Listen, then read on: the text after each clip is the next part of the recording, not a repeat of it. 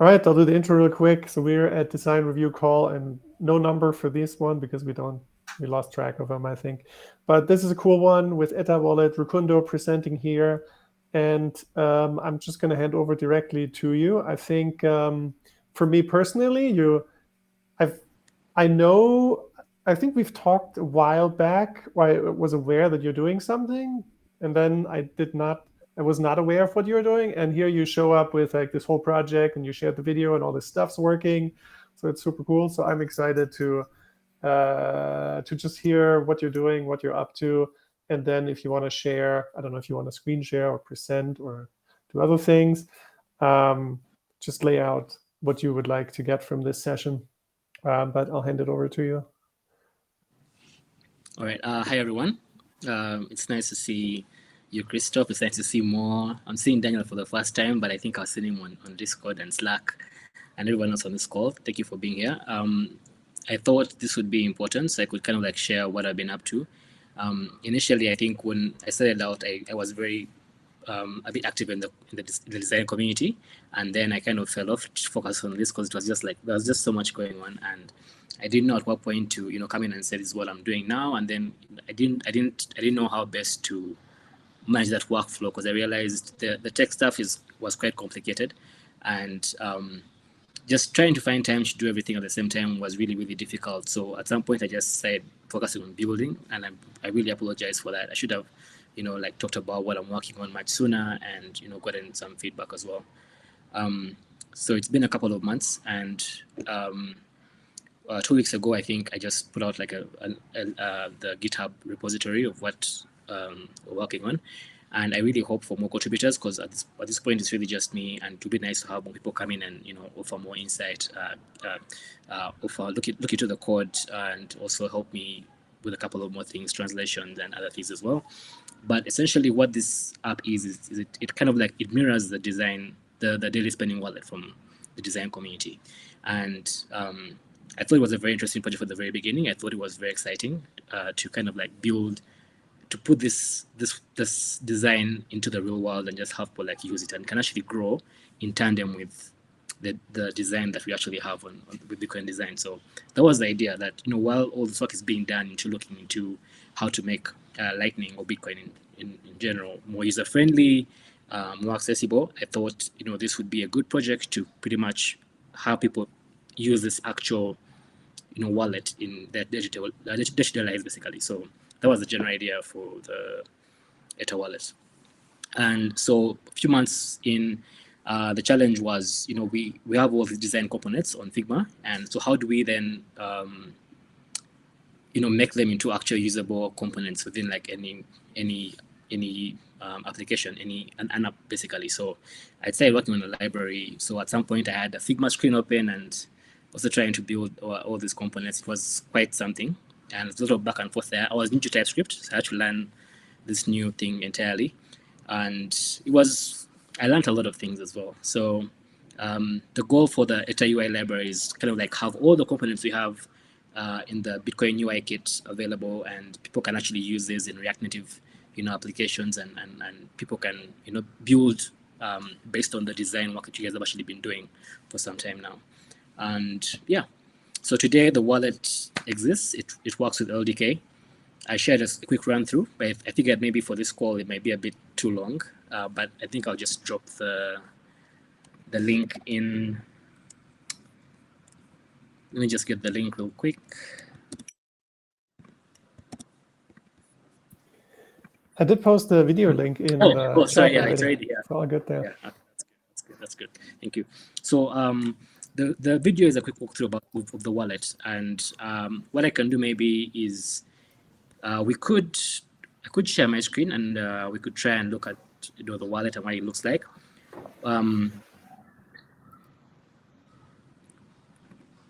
Let's see.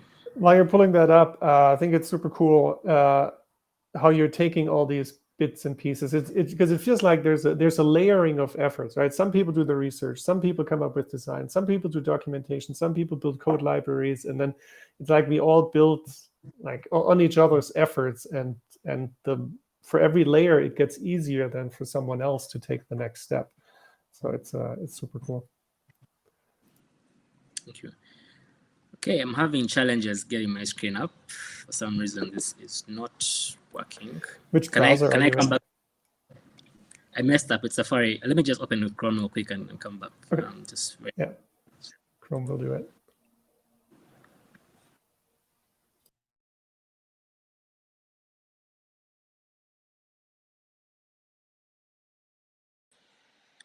Yeah, so Raccoon is also built part of the UI kit, right, in React Native.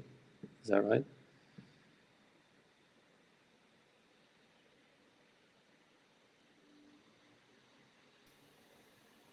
I think so. Yeah. So that's awesome. So now I think there's at least parts of it built for Swift, Flutter, and React Native. So yeah, it's moving forward there. And I was just thinking maybe we should have a chat about linking all these new things from the Bitcoin UI Kit website or something. But now he's back, so let's return to Etta Wallet.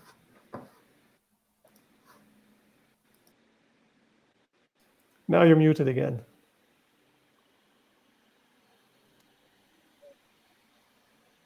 Hello, can't hear you.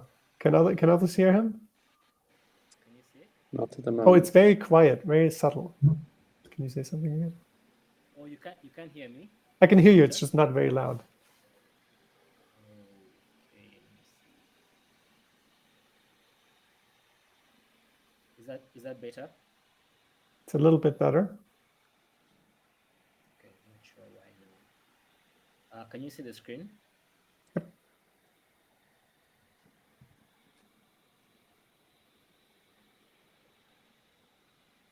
Can you see the screen?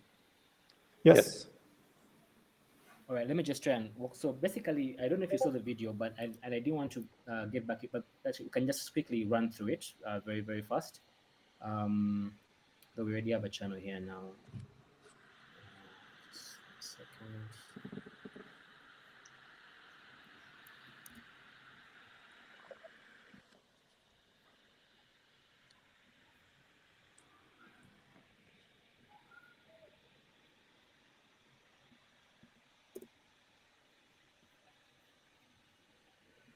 All right, so this is the first thing you see when like when you start the wallet for the very first time is the screen here, and obviously first you see some slides which are sort of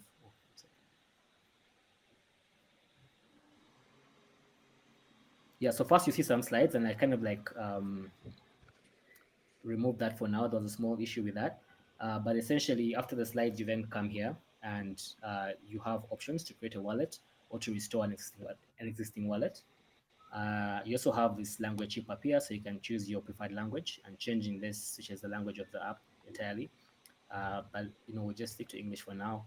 So when you hit create new wallet, this generates a Bitcoin wallet for you with native SegWit. And that can actually change. So I'm thinking, do we let people choose, the wallet address type that they want to use, or should we just, should it be a bit opinionated in this sense? So you can actually stick to native SegWit. Maybe we can discuss that as well. And then you have this disclaimer here, so you understand the risks involved with, using this wallet. After that, you create a pin. You confirm the pin. And then if you have biometrics enabled, you can pretty much enable your biometrics now. So this loads, if on a normal device, it loads a little iOS thing that checks your face and um, enables that. And then so this screen is where it was a bit we didn't have that in the design guide. So I was thinking, how do we show that experience of starting a node and that you actually have a node on your device. So I think that this screen would do that, and it connects to Electrum. It sets up LDK in the background and then also starts that node. So it takes a very short time, really. It's quite fast. And then very, very soon you pretty much have like a node on your device. And because you already have a channel, it skips into that. And that's why you miss the flow with the channel opening. I didn't want to have to repeat that. But essentially, this is the home wallet screen. And this is where you pretty much can see your wallet balance. You can see recent transactions. At the very top here, you have a button that would open your address book. And I'm hoping once you do that, maybe it could have, persisting stuff like both of offers, lightning addresses, and maybe even invoices with a longer expiry date. I don't know, something like that. You have this is just the block height, the current block height after it syncs. So whenever it syncs, LDK listens for every time it syncs into a new block, it picks up the new block and then syncs LDK as well. So it listens from Electrum. And you can also just pretty much pull this down to refresh, and that would also trigger a block update. And this always should update as well. But of course, what I want to put here as a listener, so every time the new block changes, it checks for, it updates the lightning channels and checks and also updates your new balance. There's a challenge on what balance to show people, because with lightning it's a bit more complicated, because it gets on-chain fees, and also there's things to do with routing fees and all that. It's really hard for you to pretty much, and also the channel reserve as well. It's hard for you to print exactly what the wallet balance could look like. With Phoenix, you realize if you try to send beyond a particular amount, we tell you cannot send this amount, and it's not really clear that it's because you actually have some funds locked up in the reserve, and so you cannot spend those funds. And that's a big challenge, that maybe how best can we address, like, what is your actual lightning balance, so people are not confused by, I have money in my wallet, but it seems I cannot spend this, and that's a challenge. So you with Phoenix, you always have like a balance there, but it's not clear whether you can spend it or not. And normally you can't. You get a very generic error saying couldn't send these funds, but it doesn't say that it's because of a channel reserve problem. And so it's a bit complex on how we actually generate the balance. And I'm thinking around how best you could represent that. Below that, you have a localized exchange figure based on the value of Bitcoin at a time. And this can be set up or removed in the settings as well. You have this chip here that pulls up a screen with your transactions, and they're segmented by time period. So let's say 7 days, and then then months. What happened in May, what happened in June, so on and so forth. Down here you have this generic home button. So you have you can choose to, when you hit send, it gives you some options. So you can paste from a clipboard, you can scan a QR code, you can pick an image, QR code image maybe from your media library. You can select a contact from your contact list once that's done, and then also manual input. This here pulls up a QR code scanner. You can't see this now because it's a simulator, but ideally on a real device, it would load up the camera, allow you to ask permissions, and then scan. If you can scan within this frame, it should decode the invoice. And then you have this request model here. So you put an amount here. It also does 0 amount invoices. So we could quickly have a note for this. And when you hit continue, this is your payment request, and also tells you it will expire at this time. So that's in about an hour. So if you copy this, then attempt to pay this with a different service. Anyway, you could send this to a person to pay it, but of course with Lightning testnet sats being a bit rare, normally I use HTLC.me, or I also have a voltage testnet node, and I'm able to pay an invoice directly with through Zeus. So it's very, very user friendly. But then that's the challenge of how do we then enable Lightning if people actually have to have Lightning to use Lightning when it comes to opening channels and so on and so forth. There's that challenge always of you need to have Lightning to actually access Lightning. And then maybe we could just try to pay a small invoice. I only shared this window, and I think it's going to be hard for you to see that, to see what I'm doing, but I'm going to HTLC.me, and I'm going to pay that invoice shortly. So 1 second.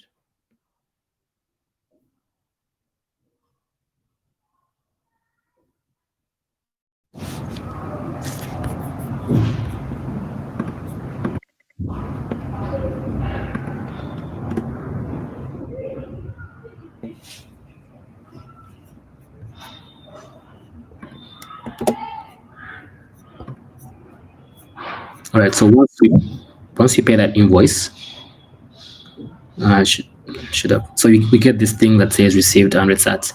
And I think also once you refresh this, it should update the it should be automatic. So there's this, I'm trying to work on the listener for that. It should be automated, so you don't have to refresh to see the new transactions, but you get notification in the first place. Then, so this shows you this here, and you can click for more information as to what appears on the screen. We can also discuss what this has to look like, but you can see you received 100 sats.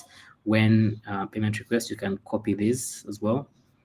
And you can go back. You should show the total balance based on your how much you sent or received, essentially. And yeah, so that's pretty much sending, receiving. If you make a payment request and you copy it and you attempt to pay this with your node, let's say you paste from clipboard, it decodes the invoice and then shows you the screen. It could be any invoice, really. So it can decode Lightning invoices, it can decode Node URIs in case you're trying to open a channel, and maybe hopefully very soon a couple of other things like bolt of offers and stuff like that. So yeah, you could attempt to pay this, but of course you cannot pay invoice that you just generated from your own wallet. So there's a few issues with that. And I tried to show the error screen from the design documents and pretty much like offer some solutions that you could do in case that fails. And yeah, so pretty much this is the general idea of the wallet, that you were able to send, receive, do all the stuff you can do with a normal traditional wallet. But the general idea is that you still have an actual node running on your mobile device. Of course, there are issues with Lightning, and we all know that it's still, when it comes to when your node is in the background, it's really hard for you to receive. It's pretty much offline, and looking into how to resolve that. So like I keep saying, the easiest, it's an experiment. It's an experiment into what is like a good user experience on Lightning. And so while we look into some of these issues and how to keep the node, how to wake up the node in case a payment comes in and things like that, how discussing all that stuff, I really hope maybe we can work through some of these issues as we go along. But that's the general idea with Etta Wallet. I think what I'm going to do, because let's look at the channel opening method with the voltage LSP. Do you mind if I open up another simulator for that? Is that okay? We have some time. All right, just 1 second. 1 second. In the meantime, any questions? Do you have any while I pull this up? Yeah, I have lots of questions, but one that's on the topic of channels. I was wondering, like, what do you think should be in the UI in terms of managing channels, if anything at all, right? Like you're going to show us the process for a channel, but say that user has a channel. Do you think they need tools for opening several channels and kind of be able to close and manage those channels themselves manually?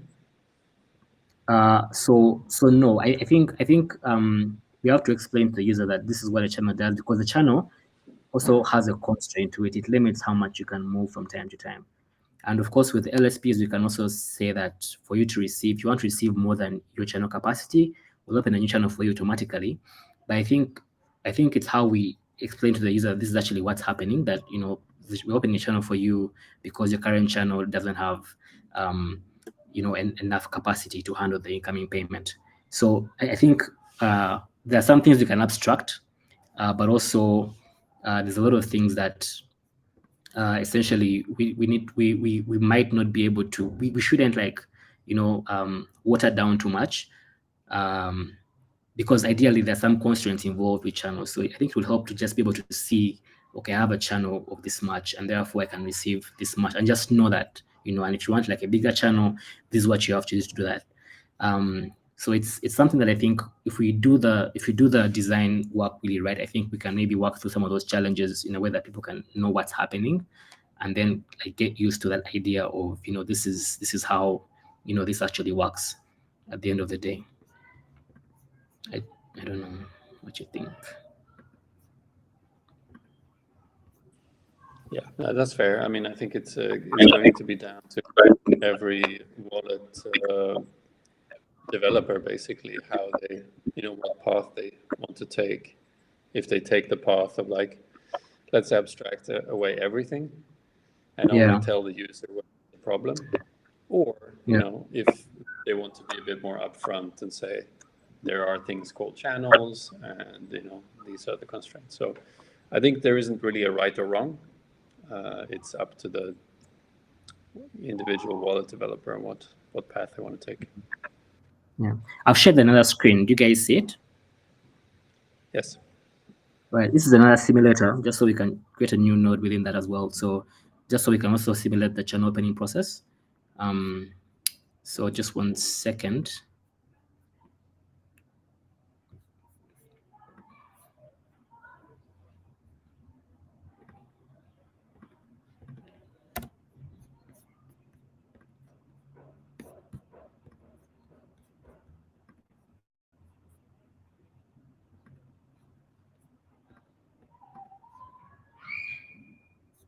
All right, so let's just start. Same steps really. You can create a new wallet, generate a seed, keep that in the storage. Takes a bit of time. Understand the risks. We create a pin, enable Face ID, start a node.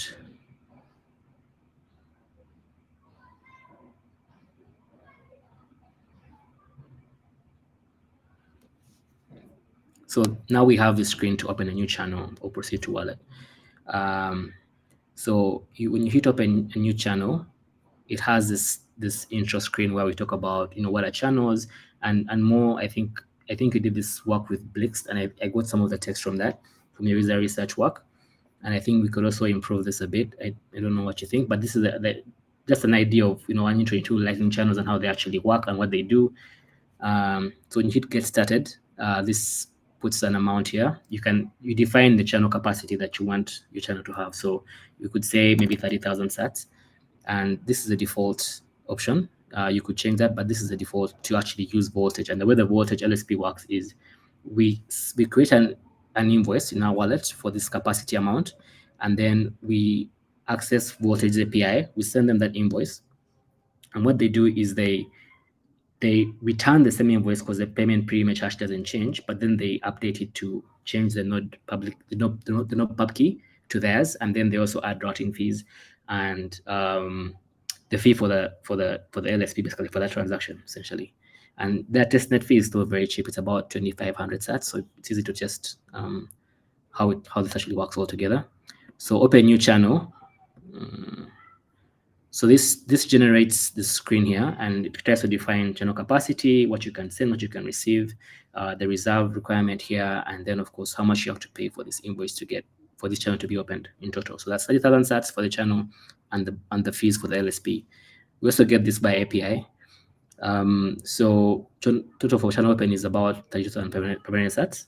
So we can copy this and also pay this with htl3.me in a little bit. Let me just try and pay that now. Just 1 second. Rukundu, I just wanted to comment that you did a really good job of the education stream with explaining those 3 points about opening a channel. That was really one of the points that we struggled the most with the Blix wallet redesign.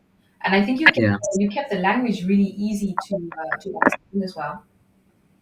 I think you did a really good job with that one. Thank you. All right. Let's try and get the invoice. 1 second. All right. So what you're seeing here, 1 second. What you're seeing here is a wrapped invoice. This invoice here is not an invoice that our node is coming from. We're paying our node. We're actually paying voltage. So once we pay this invoice, it should open up a channel automatically. And why is because we've configured this LDK node to accept zero-conf channels. So as soon as you pay the invoice, and it's open automatically for you. You have a channel open for you automatically, and it's quite interesting how that works. With zero-conf, there's a bit of trust. There's a bit of trust involved. I'm trying to get this. So you can see if you keep checking the channel, it says channel opening still pending. And before you pay the invoice, that's what keeps happening. So once we get the invoice, Okay, I'm trying to see if I have the invoice on the clipboard. I don't think it's not. Doesn't seem to be showing up on the clipboard for some reason.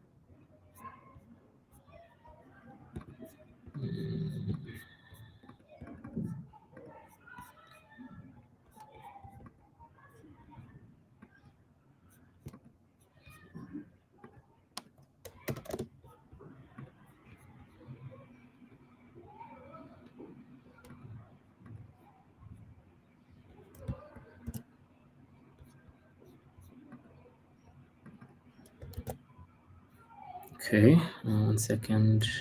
It's not here. All right, send payment.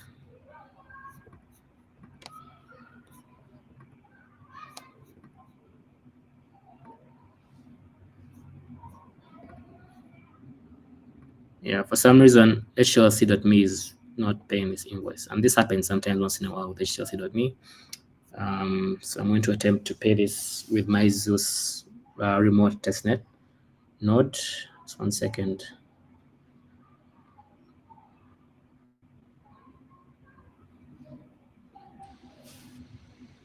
Well, we're getting a good demo of how complicated it is. Yeah, with, yeah. with Lightning and channels, LSPs. Yeah, this is a really nice Right. breakdown, though. Sorry, so I've just managed to pay with Zeus. I think HLC has a problem. So you get that little, there's a little thing that just came down, a little, what do you call them? Toast that just came down that says channel opened, but you can confirm by clicking this. And then that means now we have a channel open with voltage. And so we can, send and receive for that capacity. And so you click continue here and you come back to our channel, our wallet screen here. So now we have a channel, and because we haven't properly done, um, the screens for channels here, hopefully when you come to the screen, you're able to see, the channels that are available, the liquidity they actually have in there, and maybe the idea of closing channels and is a bit complex, and I think maybe to abstract that we can only do the opening channels on the fly for you with LSP once you accept that. But yeah, that's the general idea that the LSP model works very well. It's seamless, but also the challenge with it is that you have to actually have Lightning sats to open up new channels. So the question might then be, how do we get someone from zero, or if you don't have about HSC.me, you don't have a testnet node anywhere, or an actual node somewhere with some sats, you don't have any Lightning experience whatsoever. So how do you get into that idea of opening channels without any stats whatsoever? That's going to be another step to explain to people, or how best can we abstract that from people so they don't have to think about I need to have Lightning to actually use Lightning. It complicates things quite a bit. So yeah, that's the channel opening experience. And what also this is time refresh this a bit. So should have a should have an once that invoice has been paid, we should have that showing up here as a transaction for some reason. I don't think that's happening now. Not sure why. Well, maybe it But doesn't yeah, that's show channel opening transactions. It just shows transactions yeah, inside. yeah. It shows invoices. So that's the other thing I wanted to work on is how do we separate channel opening transactions from regular transactions? So just maybe trying to get another way to categorize activities within the app, and maybe we'll have other activities beyond just payment requests. So having one that says the channel open would be Have really you looked helpful. into just-in-time channels? And if you have, what's your opinion of them? Adjusting. So there's this very new concept called just-in-time channels, meaning Yes. that like you don't open a channel until you need one. So for example, if you have a new user downloads your wallet, like they install it, say, oh, cool, now I have a Lightning wallet, but I'm not ready to receive or send anything just now. But maybe Yeah. a day later they want to do it, so they open the app and create an invoice for someone to pay them. And that's when you call the LSP and say, hey, can you wrap this invoice? And only when the payment is coming in do they open the channel. And you kind of pay a fee either it can be Yes. deducted from the incoming amount, or it can be added on top, and the payee, pays it on top.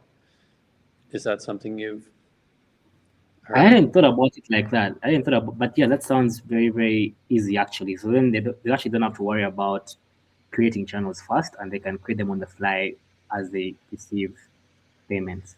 Yeah, I might be putting too much trust into this concept, but I'm very optimistic about it in terms of the user experience for most people, right? Because Lightning wallets have this huge friction point of opening channels, right? And especially on the onboarding process, like I'm not sure how many people actually get through when you have to jump through all these hoops and actually pay some money to receive some money. So I have quite high hopes, but it's very early days. I think Voltage has they Yeah. have an API for it, only on testnet so far, but like you should look into it. I tried it briefly and it I love it. worked. I love the concept. It actually helps with a lot of things. I think we can also rework that the way we do channel open so that it only happens when the person is ready to receive a payment. That way, you don't have to like put the channel. You have no idea what it does, and then you spend some stats and it just sits there doing nothing at all.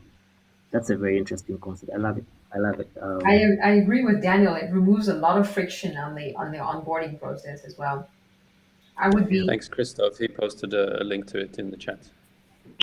Yeah, I was wondering if the just-in-time only makes sense for slightly larger transactions. So if somebody gets 10 sats on Noster, there's probably no point in opening any channels or something like Yeah. that, right? It has to be there is some economic minimum for some of these things. Yes, absolutely. Yeah, that's a good point. So like there are different use cases here, and my mindset has been mostly around like, use cases that we've known from the past. So like someone sending me, upwards of $5 or so. But yeah, what happens if someone wants to send me just 1,000 sats or something? There's also, a lot of unknowns in terms of like, how do these channels perform over time? Like, will they be closed? And how does topping up work? But in principle, you're supposed to be able to, say that you only have inbound capacity of 10,000 in that channel. But if you create Yeah. an invoice for, 200,000 and pass it through the LSP again, they're supposed to be able to up the receiving amount, so that potentially, again, removing quite a lot of the error cases we can imagine. But yeah, I think this is all untested as of now, but promising. Yeah, So I really agree. I think it's really promising. So the challenge right now is there seems to be a challenge with the channel we just opened um, with voltage. So the way this thing works currently is that it's still a bit broken, and that's why it's still being worked on. But I'm actually looking into that. But I think on their end, they did open up a channel with us. It's just that the transaction for that channel is not appearing as paid in the store here. So that is why it's not showing up here. But the channel open was actually triggered. So I'm not sure what's wrong. It's just one of those things where something breaks during the presentation. But that's a general idea behind Etta Wallet. It's a work in progress and it's an experiment. So things are definitely going to break in the meantime. But obviously, it's a work in progress, and we'll keep on, making all those changes with time. yeah, it's super cool. I was going to ask next, we dove deep into some of the technical things, if we can hop back out and talk more about the project itself. What you would like to happen moving forward. You said earlier that you'd like to get some support on different things. And I was also wondering how we could get that in the hands of people. Is there a test flight where people can play around and provide some input? I also have questions about how it was, what feedback you would have for the UI kit and the design guide, like things you found missing or things you would like to dig deeper. But before all of my questions, how about everyone else here? Daniel has asked a few things. Feel free to ask more. How about the others?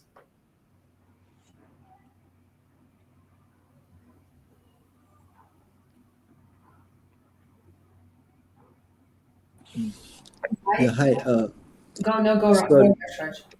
Okay, no, so I was just, I just wanted to ask how the restore wallet flow worked because we didn't see that, and I don't know how how the restore flow would work with a lightning wallet. So it would be nice to see that.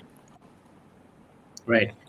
So the UI screens for that haven't been built yet. At the moment, we haven't done the flow for restoration. But essentially, what you have in the back is you have a mnemonic that's stored in your device's keychain. And essentially, the process of restoring a wallet is pretty much the same. You simply have to import your mnemonic again. So we'll ask you to, enter your 12 words. And I think, let me just share the screen again. Just 1 second.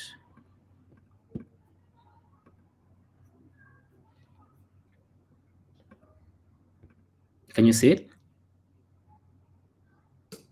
Yep. All right. So in the settings here, you have, no, not here. You have this wallet backup thing here. So you're able to see your recovery phrase. So pressing this pulls up this. So this is essentially your recovery phrase, and you have to write it down. I was also thinking maybe we'll have some prompts for things you can do once you've opened up the wallet. So like tasks that are pending, and that could be like a manual backup of your recovery phrase. So ideally, it would mean you'd have to just go and enter this. The UI part for entering this is actually ready. Just need to write the actual screen for recovery. But the point is just you just plug in these 12 words and it should restore your wallet. It's a simple import really. So that's how we'll handle the importing your wallet again. But it's purely just a normal Bitcoin wallet, um, and it's the same principle really. Same principle with normal Bitcoin wallets, I guess. Yeah, yeah. Sorry, I think I got confused. Like in my I think I assumed that when I recover a wallet, I would also get like a transaction history and all of that. And I know that's complicated Yeah. with like this being on Lightning and all of that. Like we usually have like just a dot dat file, right? And that also has the history, I suppose. Yeah, I mean, so the challenge with that's why it has taken long for me to actually walk through the restoration thing is for it has to actually work. So there are a couple of things to be mindful about: derivation paths, address types, and things like that. That's pretty important.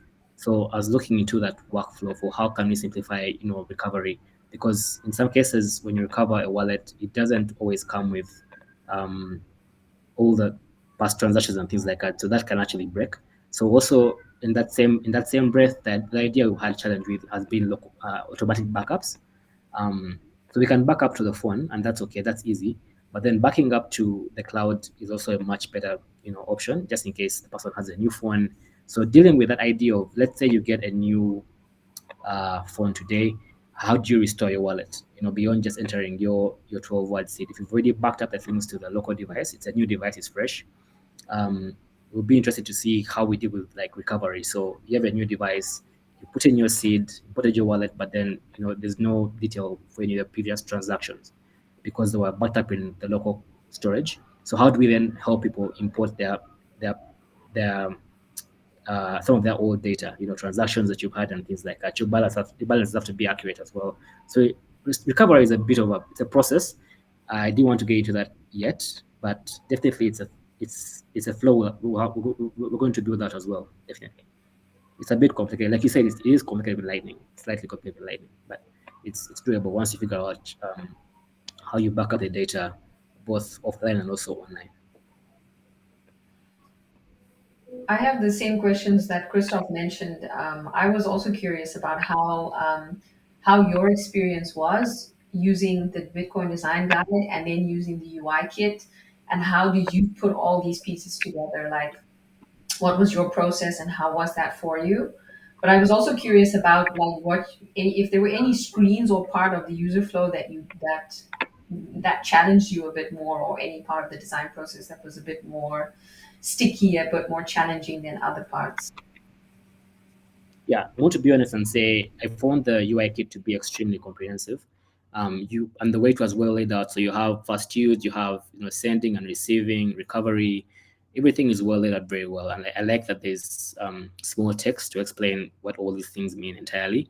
And of course, when you go to Figma, at first I was struggling with the design tokens, things around borders and widths and what should the border size be here? Should it be rounded or not? So things like that. And I was saying earlier that I had a Figma screen open and, my IDE. So just trying to, look at Figma and say, okay, typography for normal H1 component should be 21px.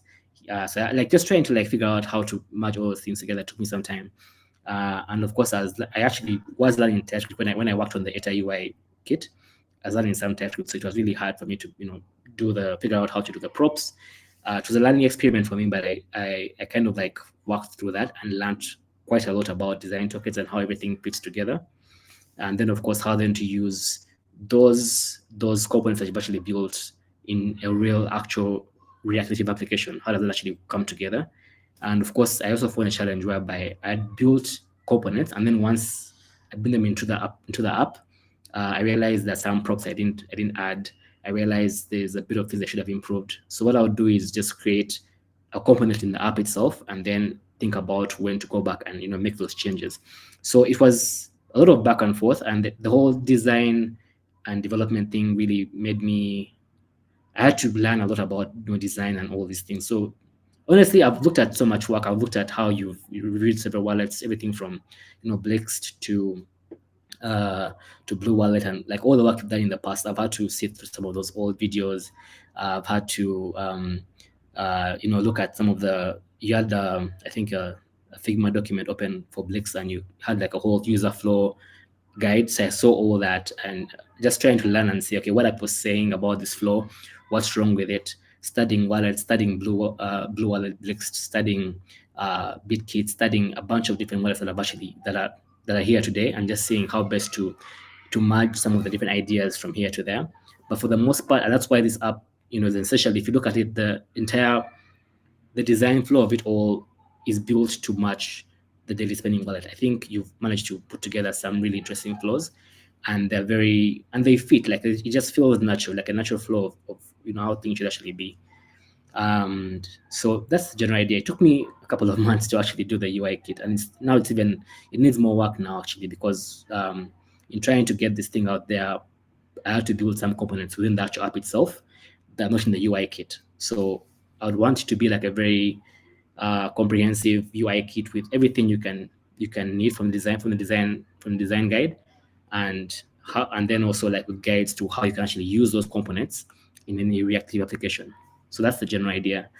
And yeah, it took some time, but it was easy because you made it easy. In the design kit, there's also, you can go into an actual component. You can click on a button and then actually go into the actual parent component and then see those small tokens. And that was very helpful. How much, what's the size, what's the border radius, is this centered, is this aligned left, aligned right? All those small little things were very, very important.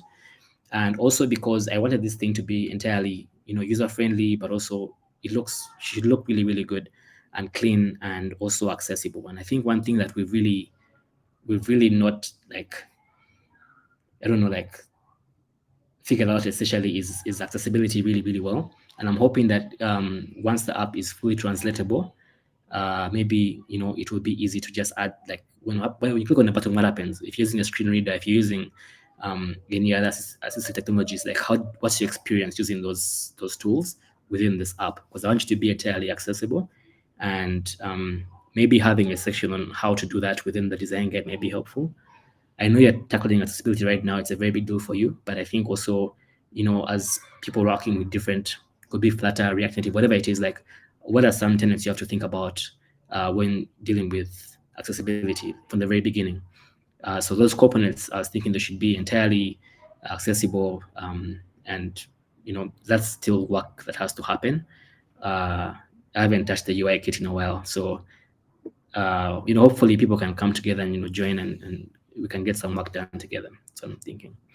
And then maybe for the last question that Christoph asked on what I wanted from this, I was thinking, because I mean I find that I've used every component in the design guide, and that's everything to do with the icons, with the components and everything else.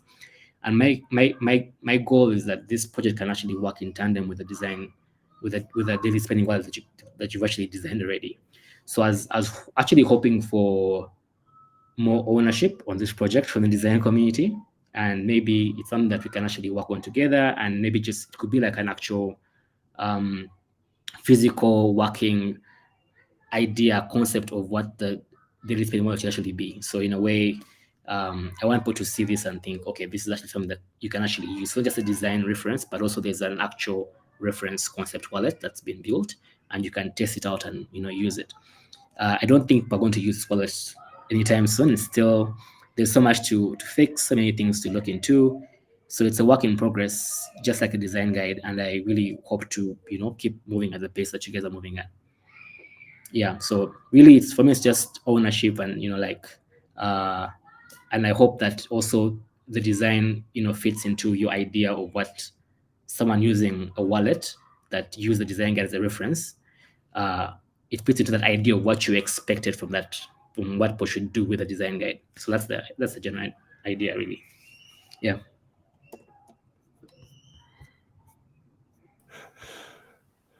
Good one, Yashash.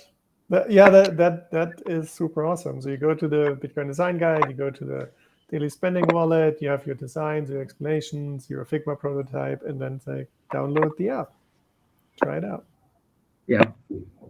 Yeah. or clone Yeah, it well and done. make it your own. I Yeah, was, clone it. Actually, I prefer clone and make it your own, for devs to, have a starting point and, somewhere like something to use, basically. I particularly liked your implementation of the little recovery phrase pills. They were very Yeah. Yeah, was that took cool a to while. see, and also that you've included translation from the start. That's Yeah. really nice. It So should be standard. from the start, each string was translated, and then as you kept on building, like it was actually just like how to make everything translatable. So I just put like normal strings there eventually. So it's going back and trying to look and make everything translatable. So some strings I'm not going to translate now, because I need more help with translation, and everything is still stuck in the base English language.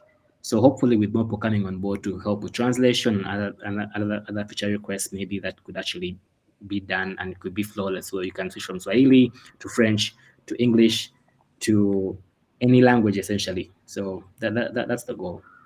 I love the GIFs. I love the GIFs, Yashash.